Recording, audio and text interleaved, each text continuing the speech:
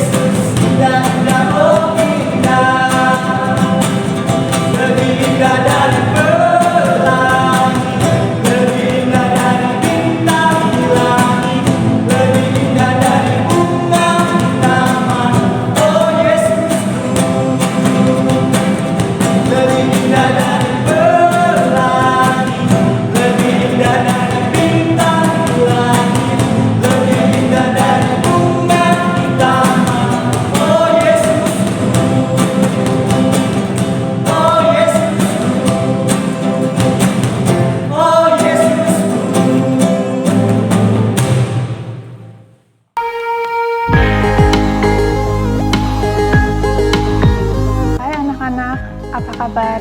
Semoga kalian semua dalam keadaan baik dan sehat ya. Kita bersyukur pada Tuhan untuk musim Natal ini dan semua sukacita dan perayaan yang dibawanya.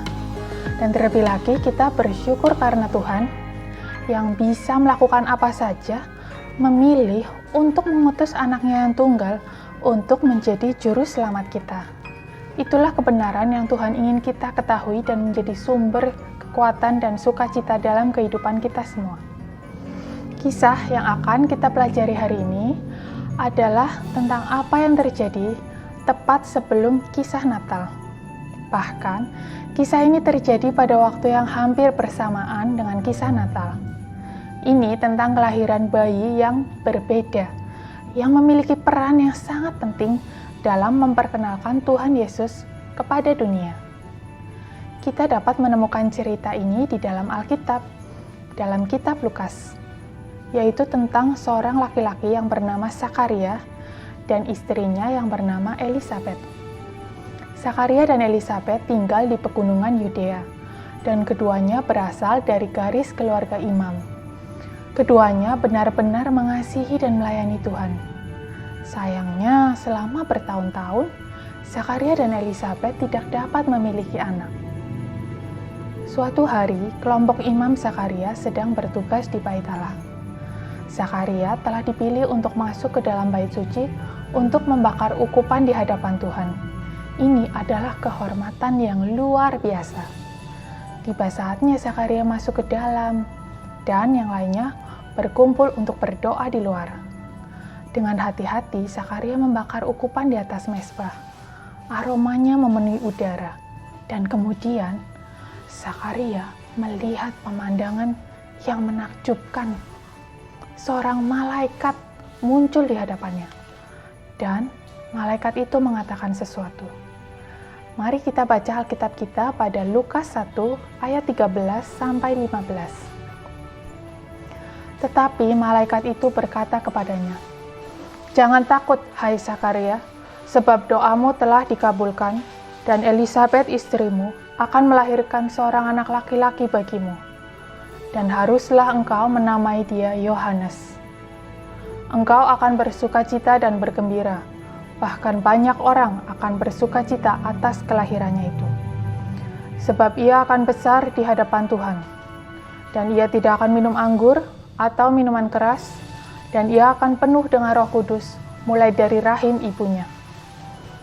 Zakaria bertanya kepada malaikat, bagaimana dia bisa yakin akan hal ini? Apa ya jawab malaikat itu kepada Zakaria? Mari kita baca Alkitab pada Lukas 1 ayat 19-20. Jawab malaikat itu kepadanya, "Akulah Gabriel yang melayani Allah, dan aku telah diutus untuk berbicara dengan engkau dan untuk menyampaikan kabar baik ini kepadamu. Sesungguhnya engkau akan menjadi bisu dan tidak dapat berkata-kata sampai kepada hari di mana semuanya ini terjadi, karena engkau tidak percaya akan perkataanku yang akan nyata kebenarannya pada waktunya." Dan itulah yang terjadi. Ketika Zakaria mencoba berbicara, tidak ada suara yang keluar. Sementara itu, para imam lain dan juga orang banyak bertanya-tanya, apa ya yang membuat Zakaria begitu lama? Akhirnya dia muncul. Zakaria membuka mulutnya untuk menjelaskan apa yang terjadi. Tapi tetap saja tidak ada kata yang keluar. Meskipun Zakaria tidak dapat berbicara, para imam lain menyadari bahwa dia pasti telah melihat sebuah penglihatan. Zakaria menyelesaikan waktu pelayanannya, lalu ia kembali ke rumah. Dan dalam waktu singkat, Elisabet mengetahui bahwa dia memang akan memiliki seorang anak. Seperti yang dikatakan malaikat itu, Elisabet mengandung dan dia memuji Tuhan. Akhirnya, tiba saatnya bagi Elisabet untuk melahirkan. Dia melahirkan seorang putra. 8 hari setelah bayi itu lahir, teman dan kerabat berkumpul untuk menamainya. Semua orang berpendapat bahwa anak itu akan diberi nama menurut nama ayahnya. Tetapi Elisabet dengan jelas mengatakan, "Jangan, ia harus dinamai Yohanes." Semua orang menoleh kepada Zakaria untuk melihat apa ya pendapat Zakaria. Zakaria masih tidak dapat berbicara. Jadi, dia meminta batu tulis untuk menulis sesuatu. Namanya adalah Yohanes. Semua orang heran. Dan segera Zakaria dapat berbicara lagi, dan dia segera menyembah Tuhan. Semua orang kagum dengan apa yang terjadi. Jelas bahwa Tuhan bersama Zakaria, Elisabet, dan bayi mereka Yohanes. Apa yang tampak tidak mungkin menjadi mungkin. Tuhan telah memberikan Zakaria dan Elisabet seorang anak di usia tua mereka. Tuhan telah membuat Zakaria bisu dan membuat Zakaria dapat berbicara lagi. Dan ketika Yohanes tumbuh dewasa, dia melakukan perannya yang sangat penting dalam memperkenalkan sepupunya kepada dunia. Benar, sepupunya, Yesus. Elisabet dan Zakaria merayakannya karena Tuhan telah melakukan hal yang mustahil. Mereka dapat melihat bahwa Tuhan dapat melakukan apa saja, dan kita juga bisa merayakannya. Rayakan karena Tuhan bisa melakukan apa saja. Mari kita mulai bersyukur kepada Tuhan atas semua yang telah Dia lakukan. Mari kita berdoa. Ya Tuhan, terima kasih telah menunjukkan kepada kami kisah Zakaria dan Elisabet, bagaimana Engkau dapat melakukan apa saja. Sangat menakjubkan saat kami renungkan bahwa putra Zakaria dan Elisabet, Yohanes, melakukan peran yang sangat penting dalam kisah Tuhan Yesus. Bantu kami untuk mengingat bahwa tidak ada yang mustahil bagimu. Bantu kami mempercayaimu dan ingat bahwa Engkau selalu ada bersama kami, di saat-saat baik dan di saat-saat sulit. Engkau ada bersama kami melalui apapun yang mungkin kami hadapi.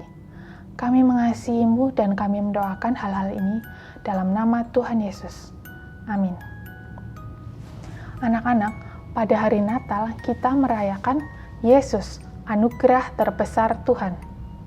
Tapi bahkan sebelum perayaan Natal dimulai, sebelum bintang dan malaikat dan semua kegembiraan, Tuhan sedang mengerjakan rencana penyelamatannya. Dia mulai dengan ibu dan ayah yang tidak terduga, dan membuktikan bahwa tidak ada yang tidak dapat dilakukan oleh Tuhan. Saat Natal dan sepanjang tahun kita dapat merayakannya, karena Tuhan dapat melakukan apa saja. Terkadang Natal kita tampak cerah ketika semuanya baik-baik saja. Keluarga berkumpul bersama, dan ada banyak makanan dan hadiah. Namun terkadang Natal bisa juga tidak begitu meriah. Jika seseorang yang kita sayangi sakit, jika kita jauh dari keluarga, atau jika kita tidak yakin akan ada hadiah sama sekali. Tapi itu tidak mengubah kebenaran tentang perayaan Natal yang kita rayakan. Karena kebenaran sejati tentang Natal bukanlah tentang mainan dan makanan enak, ataupun banyaknya saudara yang berkumpul untuk berpesta. Kebenaran yang sebenarnya adalah bahwa Allah sangat mengasihi kita. Dia mengutus Yesus untuk menyelamatkan kita dari dosa, sehingga kita dapat memiliki hubungan dengannya yang berlangsung selamanya. Bagian sesungguhnya dari Natal adalah kasih Tuhan. Selamat menyongsong hari Natal yang akan datang. Tuhan Yesus mengasihi dan memberkati kita semua.